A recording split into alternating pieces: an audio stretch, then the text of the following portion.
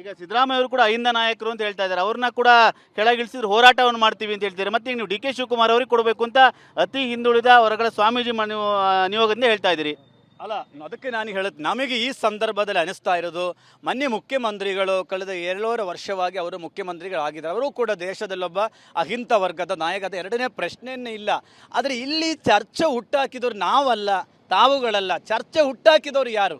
6-7 ದಿನ 2.5 ವರ್ಷದ ಹಿಂದೆ Delhi Karnataka Bhavan, A I C C Karnataka Bhavan, ಇದು ವಾತಾವರಣ ನಿರ್ಮಾಣ ಮಾಡಿ ಜನರ ಮುಂದೆ ಇಟ್ಟವರು ಯಾರು? ನಾವೇ ಅಲ್ವಲ್ಲ. ಹಾಗಾಗಿ ಆ ವ್ಯವಸ್ಥೆಯನ್ನೇ ತಂದಿಟ್ಟಿರೋದು ತಾವುಗಳೇ. ಅದಕ್ಕೆ ಪರಿಹಾರ ಕೂಡ ಆಗಲಿ ಅಂತಕ್ಕಂಥ ರೀತಿಯಲ್ಲಿ ಈಗ ಸಿದ್ದರಾಮಯ್ಯನವರು ಮುಖ್ಯಮಂತ್ರಿ ಸ್ಥಾನ ಬಿಟ್ಕೊಡ್ತಾರೆ ಅನ್ನೋ ನಿರೀಕ್ಷೆ ಇದೆಯಾ? ಇನ್ನೊಂದು ಡಿ ಕೆ ಶಿವಕುಮಾರ್ ಅವರು ಮುಖ್ಯಮಂತ್ರಿ ಆಗ್ತಾರ? ನೋಡಿ, ಮಾನ್ಯ ಮುಖ್ಯಮಂತ್ರಿಗಳು ಈ ದೇಶ ಕಂಡ ಬಹಳ ದೊಡ್ಡ ಅತಿ ಹಿಂದುಳಿದ ವರ್ಗ ನಾಯಕದಲ್ಲಿ ಎರಡನೇ ಪ್ರಶ್ನೆ ಏನಿಲ್ಲ. ಹಾಗಾಗಿ ಅವರು ಅರಿತುಕೊಂಡು ಅವರೇ ಅವಕಾಶ ಮಾಡಿ ಕೊಡಬೇಕು ಅಂತಕ್ಕಂಥದ್ದು ಅವರಲ್ಲಿಯೂ ಕೂಡ ನಾವು ಮನವಿಯನ್ನು ಮಾಡುತ್ತೇವೆ. ಸ್ವಾಮೀಜಿ ಮಾತಾಡ್ತಾರೆ. ಡಿ ಕೆ ಶಿವಕುಮಾರ್ ಅವ್ರನ್ನ ಭೇಟಿ ಏನಂದ್ರೆ ಅವ್ರೇನಂದ್ರು ಅಂತ ಸ್ವಾಮೀಜಿ ಮಾತಾಡ್ತಾರೆ. ನಾನು ಶ್ರೀ ಜಗದ್ಗುರು ಬಸವನಾಗಿದ್ದೇವ ಶರಣರು, ಛಲವಾದಿ ಜಗದ್ಗುರು ಪೀಠ, ಚಿತ್ರದುರ್ಗ. ಹಿಂದೆ ಸಿದ್ದರಾಮಯ್ಯರು JDS ಇಂದ ಹೊರಗೆ ಬಂದಾಗ ಅವರ ಅಹಿಂದ ಸಂಘಟನೆ ಮಾಡೋಕ್ಕೆ ಮುಖ್ಯ ಭೂಮಿಕೆಯನ್ನು ವಹಿಸಿದಂಥ ಛಲವಾದಿ ಗುರುಪೀಠದ ಬಸವನಾಗಿದ್ದೇವ ಸ್ವಾಮಿ ನಾನು. ಹಾಗೆ ಚಾಮರಾಜನಗರಕ್ಕೆ ಹೋದರೆ ಅಧಿಕಾರ ಕಳ್ಕೊಳ್ತಾರೆ ಅಂದಾಗ ಸಿದ್ದರಾಮಯ್ಯರನ್ನ ಚಾಮರಾಜನಗರಕ್ಕೆ ಕರ್ಕೊಂಡೋಗಿ ಈಗ 2 ಬಾರಿ ಮುಖ್ಯಮಂತ್ರಿ ಆಗೋ ಸಂದರ್ಭ ಬಂದಿದೆ. ಈಗ ಕಂಟಿನ್ಯೂಸ್ ಆಗಿ SLC ಪರೀಕ್ಷೆ ಪಾಠ ನನಗೆ ಸುಲಭ ಆಗಿದೆ ಅಂತ ರ್ಯಾಂಕಾಗಿ ಪಾಸಾದರೂ ಕೂಡ SLC ಪರೀಕ್ಷೆನೇ ಕುಂತ್ಕೊಂತ ಇದ್ದರೆ ಹೇಗೆ? ಸಿದ್ದರಾಮಯ್ಯನವರಿಗೆ ನಾವು ಅತಿ ಹಿಂದುಳಿದ ಮಠಾಧೀಶರು ಕಿವಿ ಮಾತು ಏನು ಹೇಳ್ತೀವಿ, ಈಗ ವಿಧಾನಸೌಧದಿಂದ ಅವರು ಸಂಸತ್ತಿನೆಡೆಗೆ ಹೋಗಲಿ ಅನ್ನೋಂಥ ಮಾತನ್ನು ಹೇಳ್ತಾ ಇದ್ದೀವಿ.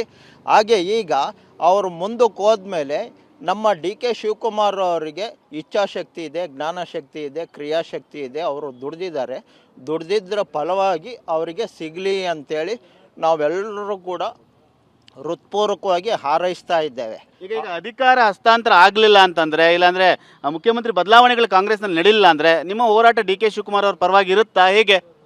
ನಾವು ಯಾವತ್ತೂ ಕೂಡ ಪಕ್ಷಗಳ ಮೇಲ್ಮನೆಯವರು ಅಲ್ಲ, ಕೆಳಮನೆಯವರು ಅಲ್ಲ. ಆದರೆ ಬದ್ಧವಾಗಿ 100ಕ್ಕೆ 100 ಸಂವಿಧಾನಬದ್ಧವಾದ ಸ್ವಾಮಿಗಳು ಅಂತ ನಾವು ಹೇಳೋಕ್ಕೆ ಇಷ್ಟಪಡ್ತೀವಿ.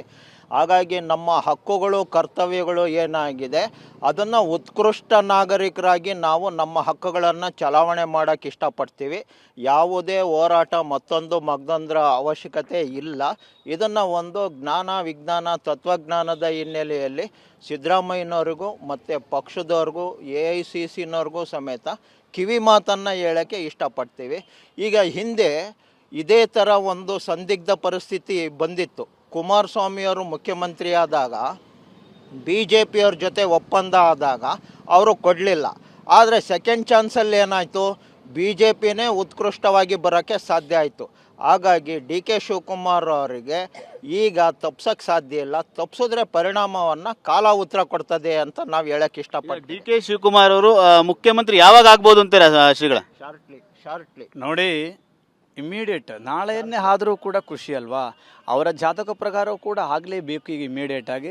ಅದಕ್ಕೆ ಹೈಕಮಾಂಡ್ ಮೇಲೆ ನಮಗೆ ಡೆಲ್ಲಿಯಿಂದ ಬಂದ ಒಂದಷ್ಟು ಮಾಹಿತಿಗಳ ಪ್ರಕಾರ ಕೂಡಲೇ ಆಗುತ್ತೆ ಅಂತಕ್ಕಂಥದ್ದು ಹೇಳಿದ್ದಾರೆ. ನಾವು ಕೂಡ ಕಾಯ್ತಾ ಇದ್ದೀವಿ. ಇದಿಷ್ಟು ಡಿ ಕೆ ಶಿವಕುಮಾರ್ ಅವರಿಗೆ ಬೆಂಬಲ ಸೂಚಿಸಿದಂಥ ಅತಿ ಹಿಂದುಳಿದ ವರ್ಗಗಳ ಶ್ರೀಗಳ ಮಾತು. ಡಿ ಕೆ ಶಿವಕುಮಾರ್ ಅವರಿಗೆ ಅಧಿಕಾರ ಹಸ್ತಾಂತರ ಆಗಲೇಬೇಕು, ಅವರು ಮುಖ್ಯಮಂತ್ರಿ ಆಗುವಂಥ ದಿನಗಳು ಹತ್ತಿರವಾಗಿದೆ ಅನ್ನೋ ಮಾತನ್ನು ಕೂಡ TV9 ಜೊತೆ ಹಂಚಿಕೊಳ್ತಾ ಇರುವಂಥ ಕ್ಯಾಮರಾಮನ್ ಪ್ರಾಣೇಶ್ ಜೊತೆ ಸುನಿಲ್, TV9 ಬೆಂಗಳೂರು.